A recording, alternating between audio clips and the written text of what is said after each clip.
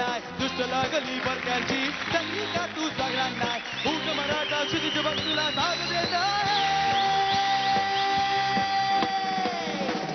सावधान सावधान सावधान सावधान सावधान सावधान सावधान सावधान म्हणवा पेट घेत आहे.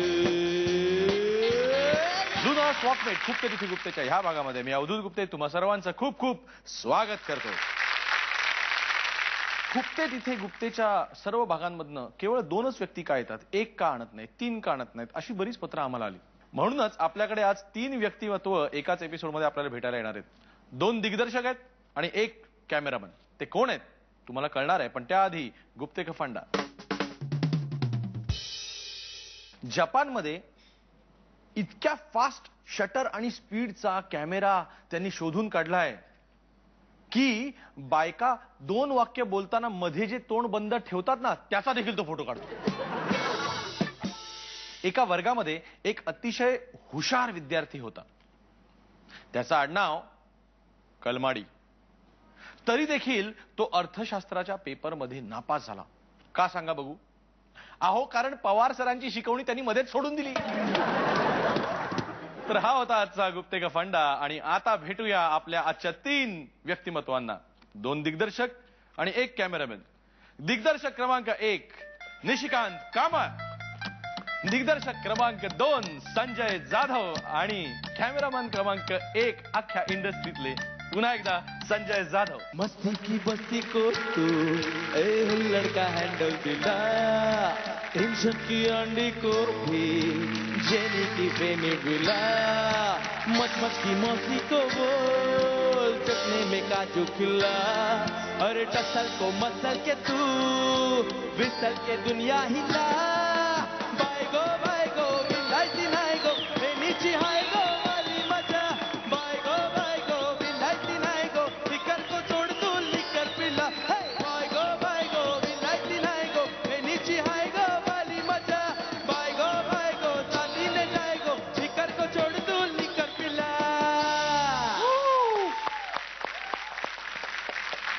क्या बात आहे. तुमचंच गाणं तुमच्या स्वागतासाठी. हे ह्या गाण्याला परवा दिवशी मला वाटतं उमेश जाधवला ज्याचा पुरस्कार मिळाला बेस्ट कोरिओग्राफर. त्यांनी सांगितलं ह्या गाण्यात काहीतरी 400 कट्स वगैरे आहेत काय. 650 कट्स. 650. आणि एडिटर जे होते ते आता आपल्यात राहिले नाहीत. हो अमित पवार. हे गाणं शूट करताना आम्ही ना खूप प्लॅन केलं होतं की गोव्यात आम्ही शूटिंग करत होतो. एक 30 दिवसाचं शेड्यूल होतं. तर रोज सकाळी शूटिंग चालू व्हायच्या आधी अंकुश आणि संतोष ला मी घेऊन गोव्याच्या एका लोकेशनवर जायचो. 4 शॉट घ्यायचो आणि मग दिवसभराचं शूटिंग कंटिन्यू करायचो. दॅट इज हाऊ वी कुड मॅनेज. वाव. 650 कट्स. 650 कट्स म्हणजे काय स्पीड असेल गाण्याचा बघताना. नाही आम्ही बघितलं ना, आम्हाला फार आवडलेलं गाणं. थँक्यू. पुन्हा एकदा तुम्हा दोघांचं खूप खूप लुना स्वॉकमेट खूप तरी ते गुप्तेच्या ह्या मंचावर स्वागत. निशिकांत तुला इथे आणण्यासाठी आम्हाला जितकी पत्र आली असतील ना काय सांगू. म्हणजे की मराठीतला एक दिग्दर्शक ज्यांनी हिंदीमध्ये जाऊन झेंडा रोवला आणि सगळा तुझा ग्राफ अशी मराठी तुझे फॅन्स आणि मराठी इंडस्ट्री सुद्धा कौतुकाने आणि अभिमानाने बघतीये की आता एक खरोखर एक डोंबिवली फास्ट सारखा चित्रपट येतो आणि असं वाटतं की वाव असा दिग्दर्शक मराठीला मिळालाय, ह्यानी हिंदीत जायला हवं. आणि मग तू हिंदीत जातोस आणि असं वाटतं की वाव याने हिंदीमध्ये मोठी काम काहीतरी करून दाखवायला हवं. आणि मुंबई मेरी जान सारखा मोठा चित्रपट, छान सक्सेसफुल चित्रपट तू करतोस. तर म्हणजे पावली तुझ्याकडनं ज्या ज्या अपेक्षा मराठी माणसाच्या होत्या तू त्या पूर्ण केल्यास. थँक्यू. नाही म्हणजे असं काही प्लॅन्ड नव्हतं, पण हा एक one day at a time ज्याला आपण म्हणतो की एक पायरी. एक चित्रपट झाला, मग दुसरा झाला, मग तिसरा झाला, असं करत करत आता फायनली मुंबई मेरी जान पण झाला असं म्हणता येईल आपल्याला. पण एक चांगला असा चित्रपट यशस्वी झाल्यानंतर सुद्धा तू एकदम गायब झालास आणि तू अमेरिकेला वगैरे शिकायला गेलास. म्हणजे तुला तो ज्यावेळेला केकवॉक समोर असा छान दिसत होता. फार प्रामाणिकपणे सांगायचं झालं तर इनफॅक्ट संजय आणि मी एकत्रच केला तो चित्रपट मुंबई मेरी जान. आणि आम्हाला माहिती आहे काय 73 दिवस शूटिंग केलं आपण. 73 दिवसाचं शूटिंग होतं त्या चित्रपटाला. मुंबईभर त्याचं चित्रण केलं, अमेरिकेत जाऊन त्याचं चित्रण केलं 2 दिवसाचं. त्यात कुठेतरी मला असं झालं एक दिग्दर्शक म्हणून की मी खूप ड्रेन झालो.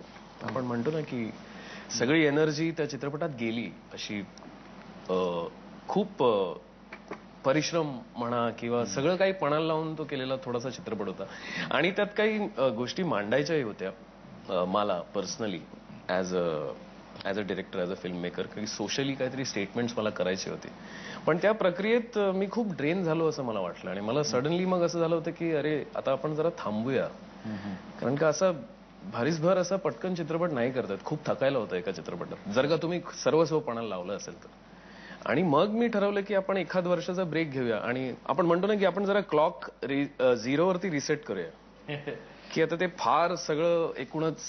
नाही, तू म्हणतोस हे खूप मनाला पटणार आहे सगळं, पण असं करताना कोणी दिसत नाही. म्हणजे समोर आता हिंदी चित्रपटात पाऊल ठेवलंय, तो चित्रपट यशस्वी झाल्यानंतर लोक ऑफर्स घेऊन तुमच्या समोर असतात. मोठे मोठे नट जे असतात ते तुझं काम बघून अशा हुशार दिग्दर्शकाबरोबर काम करायला तयार असतात. सगळंच काही असं छान स्वप्नवत असतं. अशा वेळेला ते सगळं सोडून परत एक नवीन वाट शोधायची डेअरिंग लागतं या गोष्टीला. नाही, पण असं रादर मी असं म्हणेन की एव्हरीबडी टू इज ओन. काही लोक वर्षाला 4 चित्रपटही करू शकतात. पण मे बी मला ते बरं पडतं की एक चित्रपट केला, 1-1.5 वर्ष जरा शांतता, सगळं रिसेट द क्लॉक टू 0. त्याच्यावर आमची खूप भांडणं झाली. मी तर रोज मागे लागायचो याच्यात की अरे काय चाललंय. म्हणजे ज्याच्यासाठी आपण हा दिवस बघण्यासाठी आपण इतकं झटलो आणि आता लोक तुझ्या मागे लागले आहेत. आणि आता मेरे ख्याल से मैं अगले साल पिक्चर बनाऊंगा ऐसा नहीं होता ना.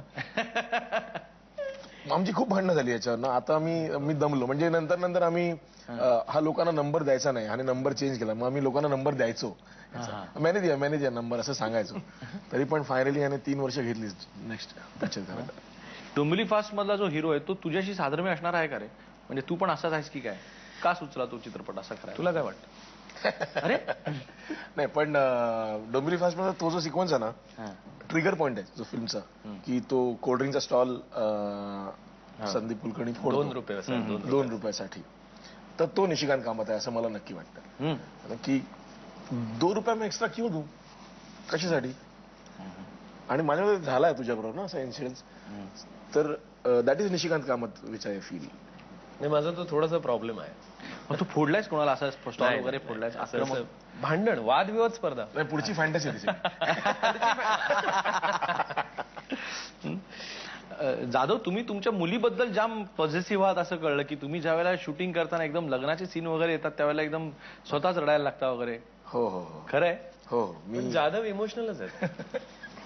ते प्रत्येक बाबतीत इमोशनल आहेत. म्हणजे आमच्याकडे तर आता पुस्तक उघडलं तर म्हणजे हा किस रुख से किस मोड से नाही, म्हणजे मी खूप चांगल्या अर्थाने म्हणतोय की अजूनही या वयात मी त्यांना होमसिक होताना बघितलंय. म्हणजे आम्ही तमिळ चित्रपटी केला एकत्र एक. म्हणजे डोंबिवली फास्टचा रिमेक होता तो तमिळमध्ये. करेक्ट, त्याच्याबद्दल आपण बोलणार आहोत. मी आणि संजय आम्ही एकत्र चेन्नईमध्ये बरेच दिवस शूटिंग करत होतो. आणि अचानक संजयजींना आता घरी जायचंय. हो रे, असं काय झालं? आता बाद झालं, आता मला इथे राहायचं नाही. मला माझ्या मुलीला भेटायचंय, मला माझ्या बायकोला भेटायचं. म्हटलं अरे संजय थांब, आपल्याला पिक्चर करायचंय. नाही, काय झालं, 4 महिने झालं होतं ना आपण. आणि 2-2.5 महिन्यांनी असं काहीतरी झालं की मुलीचा फोन आला, धृतीचा फोन आला रात्री 9:30-10ला. पप्पा तू कधी येणार? And I started crying. पप्पा तू कधी येणार? मला त्याच्यानंतर पुढे काही सुचेच ना की अरे मला जायला पाहिजे.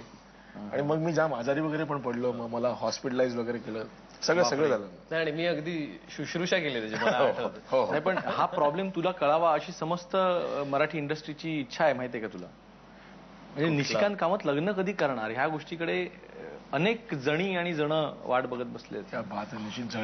जणी खूपच वाट बघतायत. म्हणजे जण देखील मित्रत्वाच्या भावनेने विचार करतात कधी जाधवांचे प्रॉब्लेम कळणार निशिकांत कामतना, असं त्यांचं म्हणणं आहे.